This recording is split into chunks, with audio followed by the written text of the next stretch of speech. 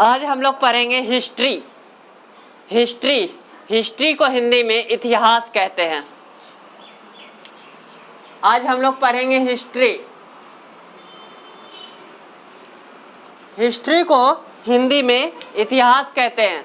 अब जब हिस्ट्री हम स्टार्ट करते हैं तो सबसे पहले उसका जनक यानी फादर कौन है पूछा जाता है। तो हिस्ट्री का फादर यानी फादर ऑफ हिस्ट्री हेरोडोटस को बोला जाता है।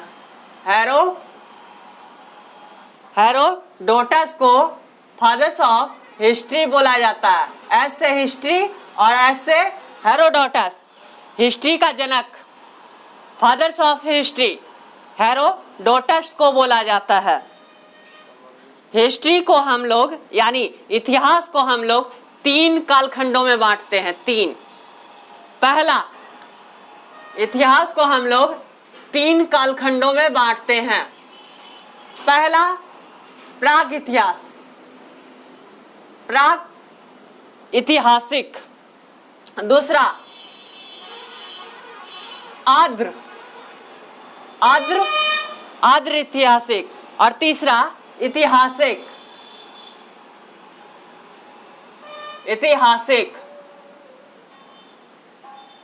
हिस्ट्री को हम लोग कितने कालखंड में बांटते हैं? 3।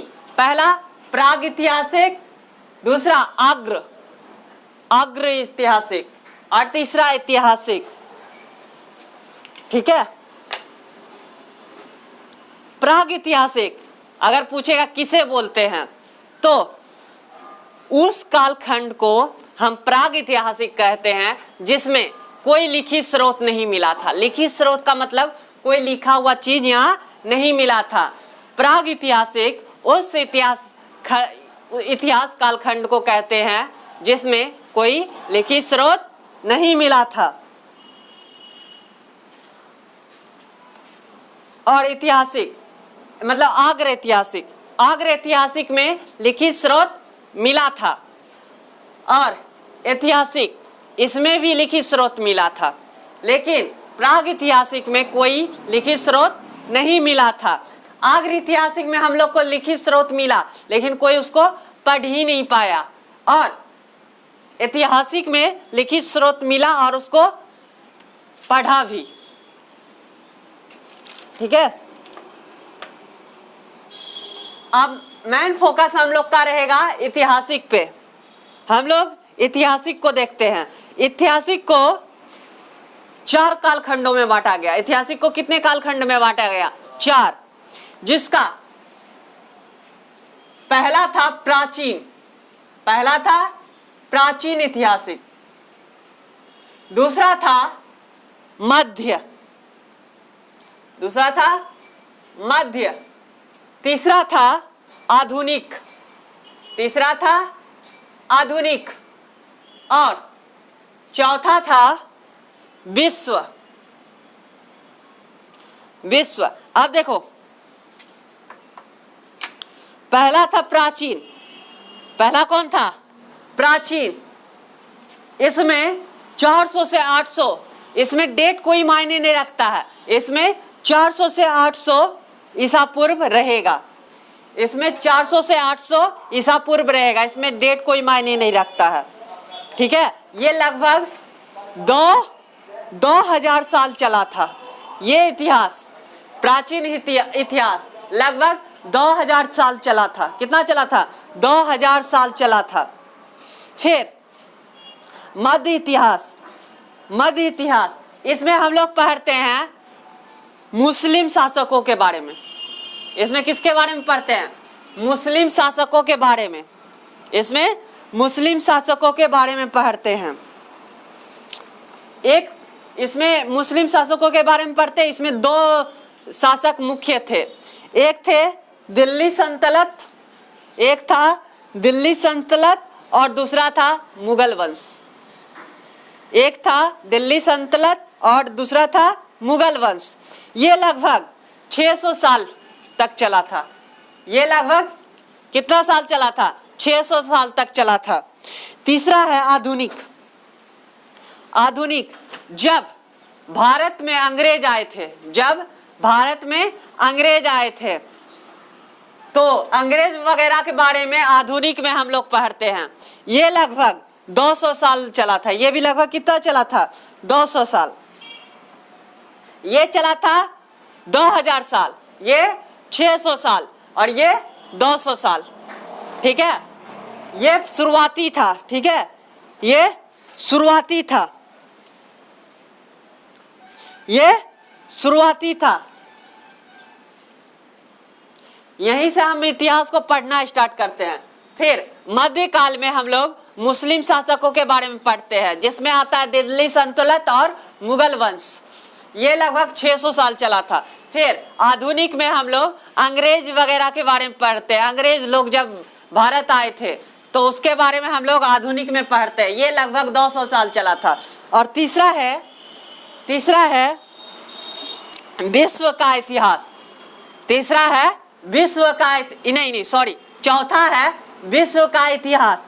इसमें हम लोग प्रथम विश्व युद्ध, द्वितीय विश्व युद्ध, जर्मनी का एकीकरण, बोल्शेविक क्रांति, खूनी रविवार और चुड़ैलों का ढावा सब इसी में पढ़ते हैं हम लोग, विश्व का इतिहास में। ठीक है, चुड़ैलों का ढावा का मतलब क्या है? ये रियल है।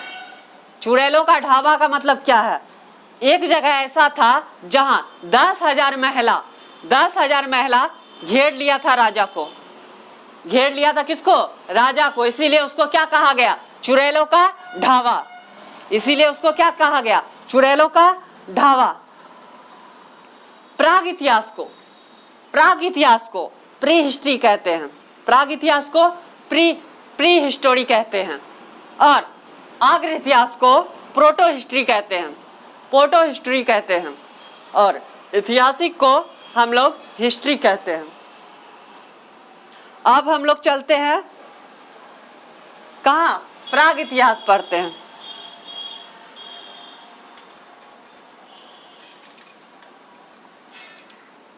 प्राग इतिहास पढ़ते हैं। ठीक है, प्राग इतिहास। ये जो प्राग इतिहास था, प्राग ऐतिहासिक,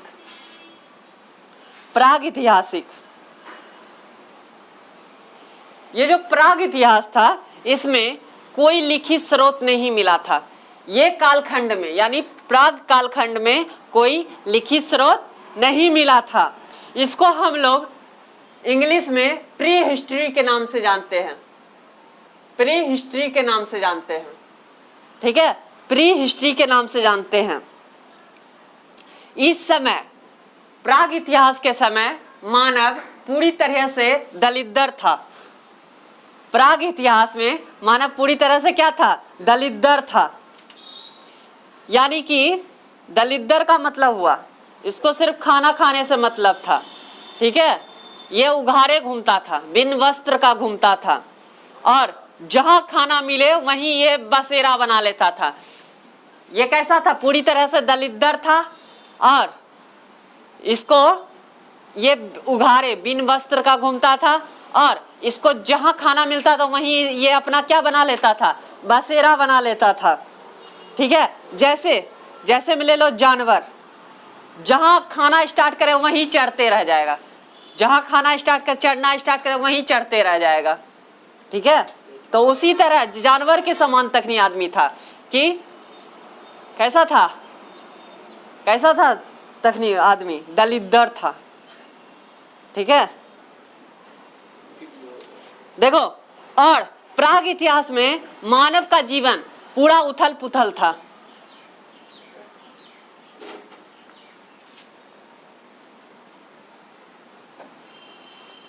ठीक है, उथल पुथल था, यानी एक जगह रहता नहीं था।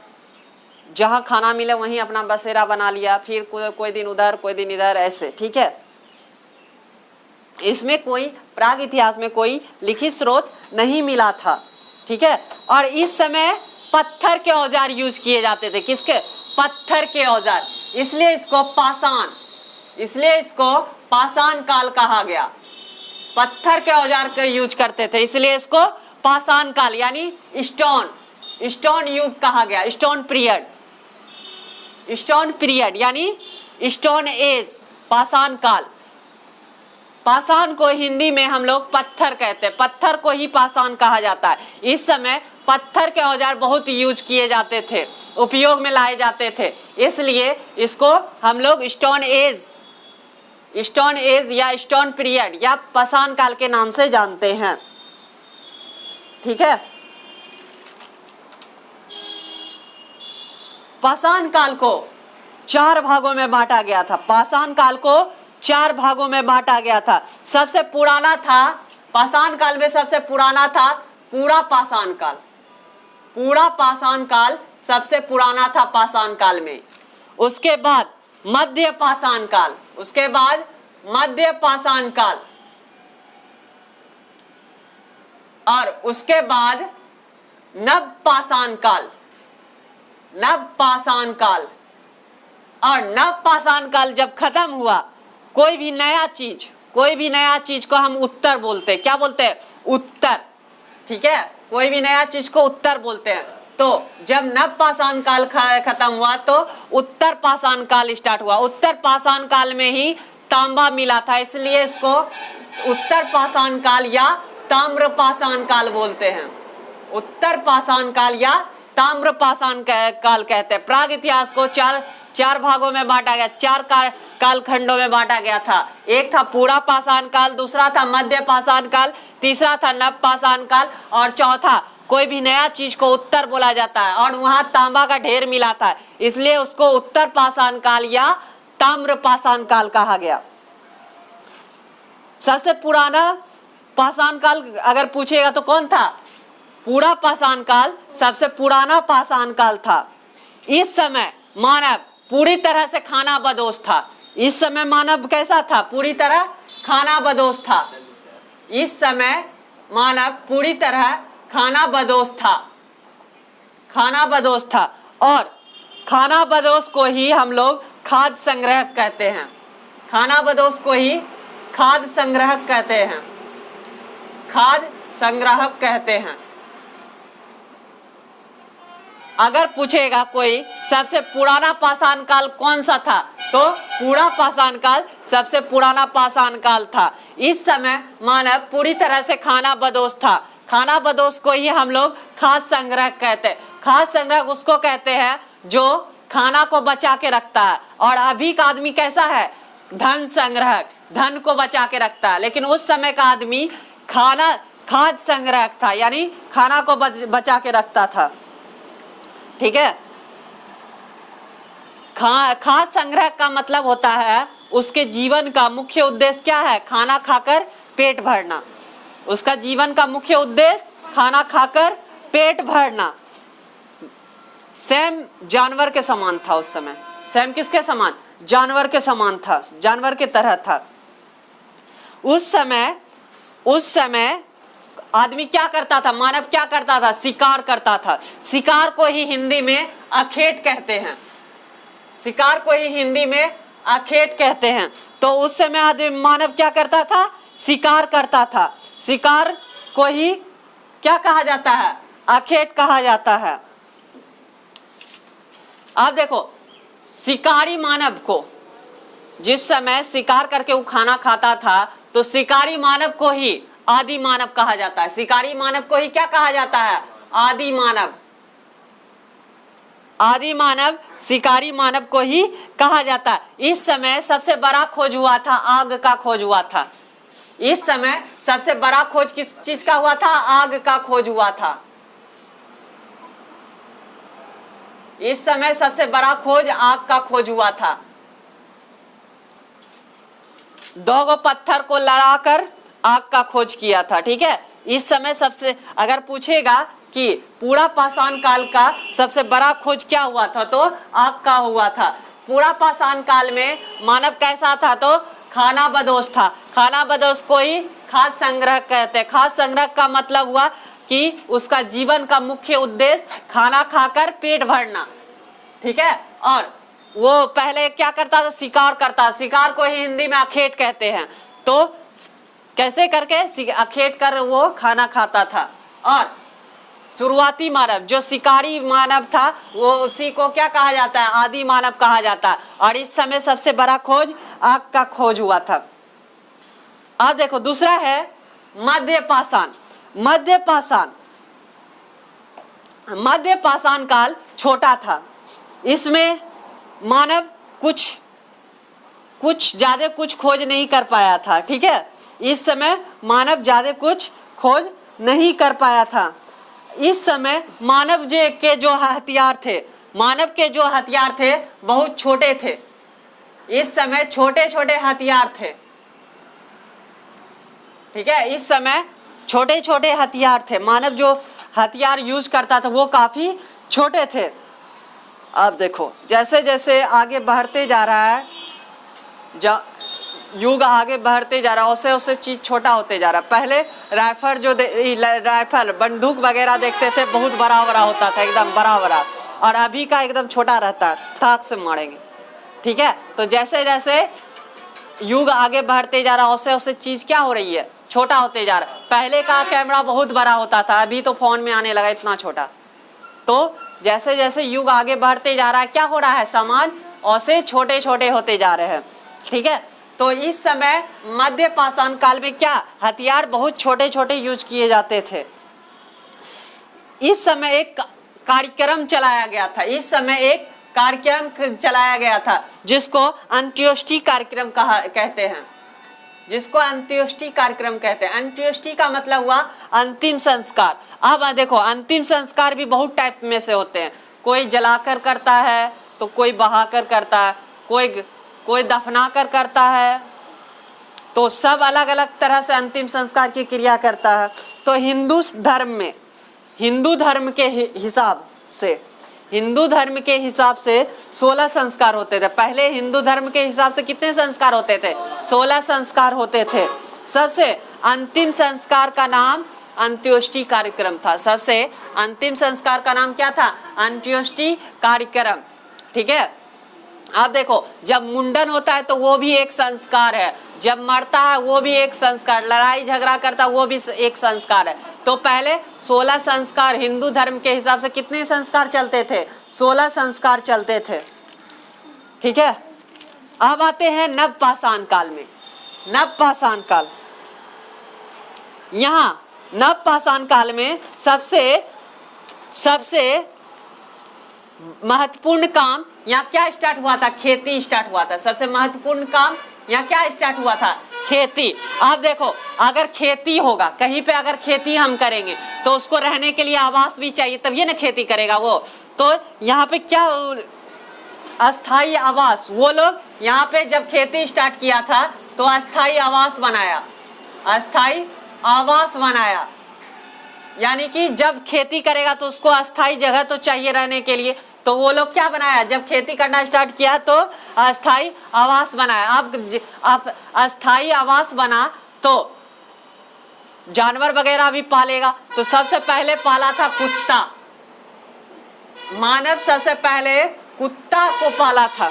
ठीक है, ये कम भोजन खाकर भी जीवित रह सकते हैं, कुत्ता। तो सबसे पहले पालतू जानवर अगर पूछेगा तो क्या था, कुत्ता था। ठीक है, कुत्ता था सबसे पहले, पालतू जानवर क्या था, कुत्ता था।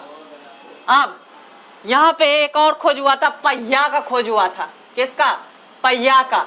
यानी कि ये जब खेती करना स्टार्ट किया तो पीठ पे लादने से क्या अच्छा है कि पहिया बना दे, और पहिया से क्या बना दे, गाड़ी बना दे। तो पहिया का यहाँ सबसे पहले एक खोज हुआ था।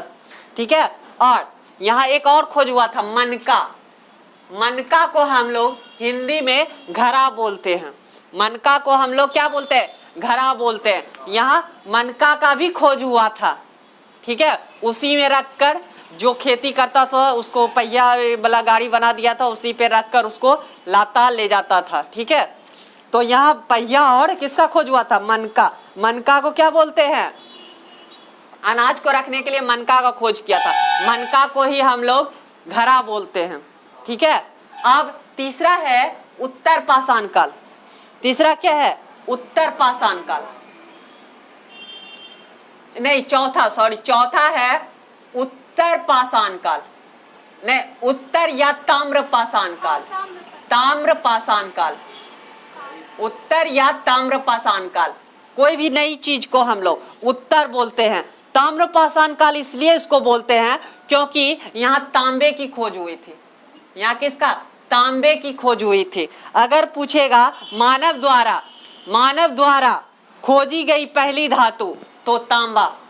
तांबा जो है मानव द्वारा सबसे खोजी गई पहली धातु था। सबसे पहले खोजी गई पहली धातु अगर पूछेगा तो तांबा। देखो ये जो खेती हुआ था, अब अगर पूछेगा मानव द्वारा ये जो खेती हुआ था इसमें बोई गई पहला फसल, तो जौ था। मानव द्वारा बोई गई पहला फसल क्या था? जौ था। सबसे पहले खेती हुआ था गेहूं और जौ का।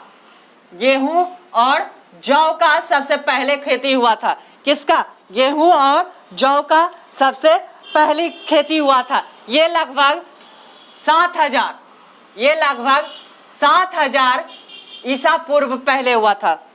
ये लगभग कितना हुआ था? ये खेती कब हुआ था? 7,000 ईसा पूर्व। खेती कब हुआ था? 7,000 ईसा पूर्व, यानी 7,000 BC। सबसे पहली खेती किसका हुआ था? गेहूं और जौ का हुआ था। ये खेती कहाँ हुआ था? तो पाकिस्तान के मेहरगढ़ में। पाकिस्तान के मेहरगढ़ में सबसे पहली खेती हुई थी। ये दो गो पहाड़ी के बीच था। ये जो मेहरगढ़ है ये दो गो पहाड़ी के बीच था। उसका वो दोनों पहाड़ी का नाम था सुलेमान और किरथर।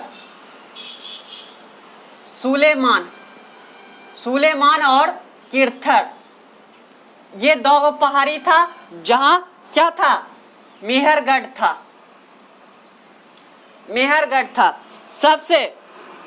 सबसे पुराना पाषाण काल का क्या नाम है? पूरा पाषाण काल। इस समय मानव कैसा था? खानाबदोश था। खानाबदोश को ही खाद्य संग्रह कहते हैं। खाद्य संग्रह का मतलब उसका मुख्य उद्देश्य पेट भरना, खाना खाकर पेट भरना था। और उस समय आदमी क्या करता था? शिकार करता था। शिकार को हिंदी में अखेट कहते हैं। और शिकारी मानव को ही आदि मानव कहा जाता है। उस समय सबसे बड़ा खोज आग का खोज हुआ था, मध्य पाषाण काल। इस समय बहुत छोटे छोटे औजार यूज किए जाते थे जिसको माइक्रोलिथ कहा जाता है। इस समय सबसे बड़ा खोज हुआ था मध्य पाषाण काल में। सबसे बड़ा खोज हुआ था अंत्येष्टि कार्यक्रम। अंत्येष्टि कार्यक्रम का मतलब होता है अंतिम संस्कार की क्रिया। अंतिम संस्कार की क्रिया हिंदू धर्म के हिसाब से पहले 16 संस्कार चलते थे। कितने संस्कार? 16 संस्कार चलते थे। अंतिम संस्कार को ही 16वां संस्कार कहा जाता है, जिसको अंत्येष्टि कार्यक्रम नाम दिया गया।